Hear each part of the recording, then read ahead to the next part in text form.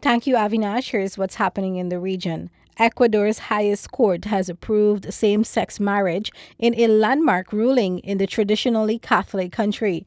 The vote at the 9 member Constitutional Court came as they ruled on the lawsuits by two same sex couples who wanted to get married.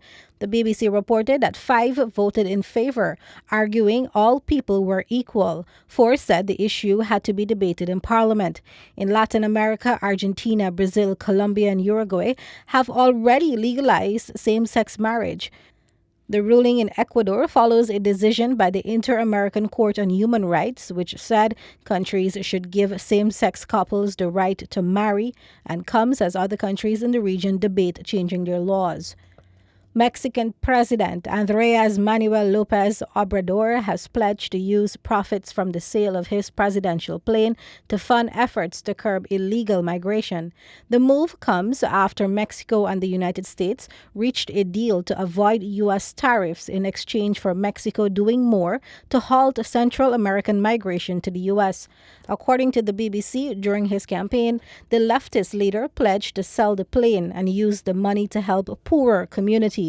He said the estimated value of the Boeing 787 Dreamliner is $150 million US dollars.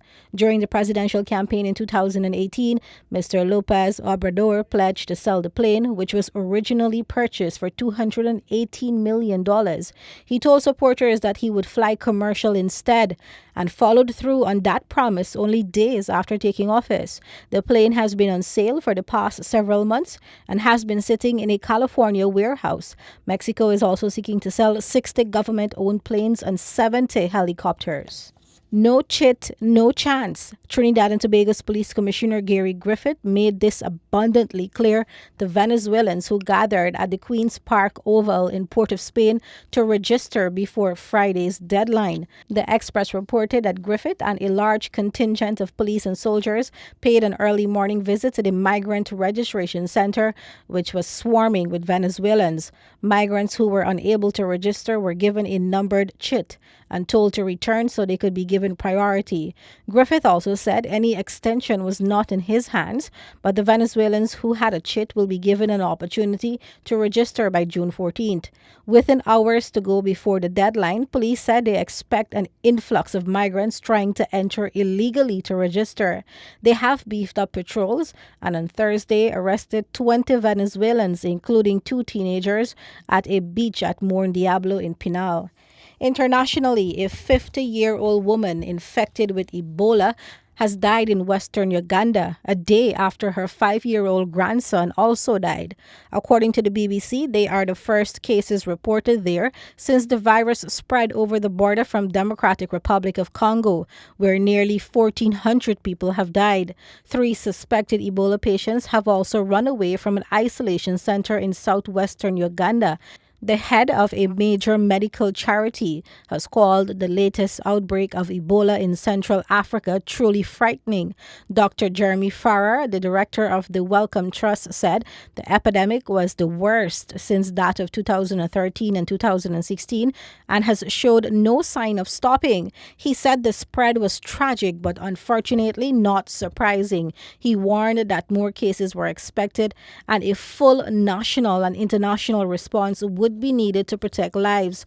On Friday, the World Health Organization will decide whether the outbreak should now be deemed a global health emergency. Authorities have shut some government offices in Hong Kong's financial district after the worst violence the city has seen in decades. By Thursday morning, the crowds had largely dispersed around government headquarters, where police and protesters had pitched battles on Wednesday. The BBC reported that the protesters are angry about plans to allow extradition to mainland China. Despite the widespread opposition, the government has not backed down. However, Hong Kong's Legislative Council delayed a second reading of the controversial extradition bill, and it is unclear when the debate will take place.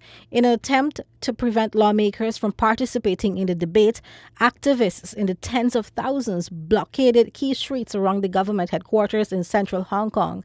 Police were also out in riot gear. Later, the tensions boiled over as protesters tried to storm key government buildings, demanding the bill be scrapped. Police responded by firing tear gas and rubber bullets to block them and get them to disperse.